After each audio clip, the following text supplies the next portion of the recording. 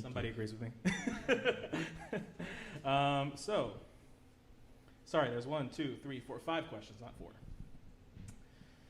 So, as someone from a city with a deep tradition in jazz, Chicago, who are 3 musicians that you think people should be checking out? And they don't have to be from Chicago, but just coming from your background from Chicago.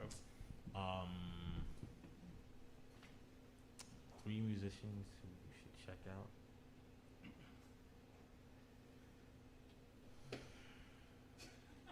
I mean, you can name more than 3 if you want. Nobody's gonna complain. Such a deep question. That's like from my background, I guess. I guess from your background, but also just being that you're a musician from somewhere that has a history, a tradition, and with jazz and all that.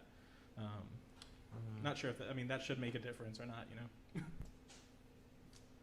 I mean, I guess I will just reference the people who got me started. I mean, Miles Davis. I mean, I guess Miles is probably one of the most listened to cats, but like, I don't know, just trying to get deep into every facet of the music that he touched. There was a continuous like just journey and evolution for his music. So I feel like he's probably one of the most important for me, at least, and I think just for music in general.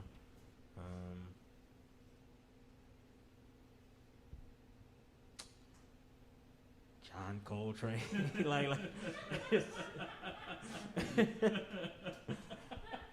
No, I mean, yeah, Miles, Train, Thelonious Monk. Yeah.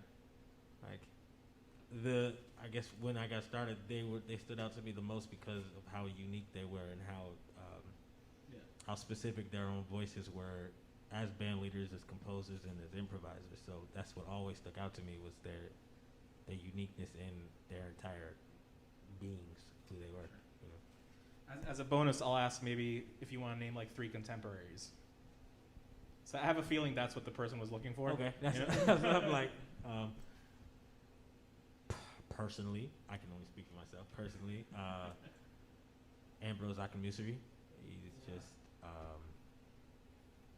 for me, he's like a big brother and just he was an early inspiration, just doing something different compositionally as a band leader. All the same ideals that I liked from the 3 gentlemen I previously mentioned.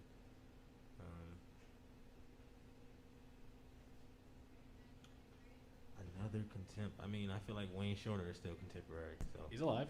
I mean, he's still working. Wayne, Barry Harris, Ron Carter. Okay. Cool. So let's move on. Where'd this go? What happened? Can I ask an add-on to that question? Sure, yeah. How do you feel the Chicago blues tradition seeped into your style, or did it not?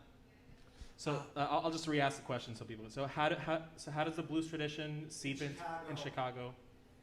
Play as an inspiration and reference point to you, if it did at all. So play as a reference. How's the blues scene in Chicago play as a reference point to Joel's music? I mean, I didn't grow up heavy in the blues scene, but like, if you listen to the radio at some point, like the blues was always playing. So I think it's just one of those things that I grew up always hearing in my ear. And just as I've gotten older, the affinity has grown. The more I've learned about it. I didn't necessarily grow up with it so much, but I've learned about it since being an adult and being able to travel back home and just learn more about the city and the music. Cool. So I feel like I've heard you talk about this, but someone wants to know what your relationship to 4-mallet playing is. Do you play 4-mallets and do you choose to play 2? I certainly choose to play 2. It's just a preference, Mill Jackson was the first vibraphonist I got into, and he was a 2-mallet player. I like the idea of treating it as a percussive single-line instrument. Personally, I don't prefer 4 notes on the vibraphone just because of the timbre of the instrument for me, but it depends on the situation. I can play it if I need to, getting paid to. but it's not a preference, you know. Yeah, and I believe we saw you play 3 mallets today at least, you know, so yeah, you can do it. You can do it. Thank you. Okay, so this is a deep one. So how do you regard the art of being a side person? Are you more interested in being a side person in situations that will allow you to be more creative or allow you more creative freedom to do your thing? Or are you equally interested in restrictive situations where you have to adapt to a band leader's vision? Or do you see these two as two sides of the same coin? I guess it'd be two sides of the same coin. I don't think of it as being a side person anymore. I think of different musical situations and how to contribute to those situations. What the person who asked me to be involved has asked me to do. Or as a band leader, I don't think of it as my band. It's I've asked these other musicians to come or artists to come create with me, and I give my suggestions and they give theirs, and I can't control what anybody's going to do. So it's really just coming into the next situation and figuring out how to participate. Yeah, I think we agree there because I see it as like everybody's contributing equally Mhm. to the music. Maybe you bring more music than everybody else, Mhm. but cool. What are you looking for in musicians when you start a group? Honesty.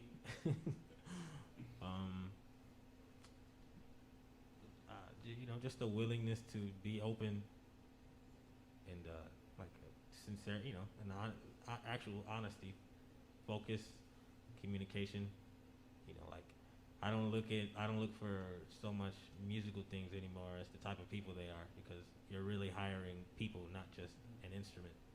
So it's really about who the person is and how they behave and what they, you know, the things that go into who they are, and that tends to show up in the way that they play. So Yeah, true.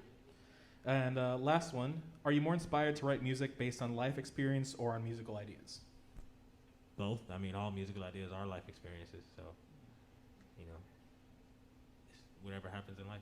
Yeah. True. So that's the conclusion of our Q&A.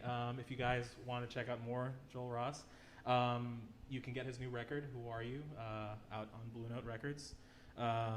There's also on our YouTube channel, you'll find a set from a commission that he did entitled Being a Young Black Man is the name of the commission. And you can go check that out right now if you want. Otherwise, these two links, the first set and the second set, will be alive for another 24 hours, so you can rewatch this. And yeah, that's that. If you want to support the Jazz Gallery, become a member. If you are already a member, subscribe to our YouTube channel. That helps a ton. You can also become become a member. You can also sign up on our Instagram or on our Facebook and on our email list. And yeah, we hope to see you next week or sooner than that. Without further ado, thank you, Joel, and thank you guys for tuning in. Have a good night.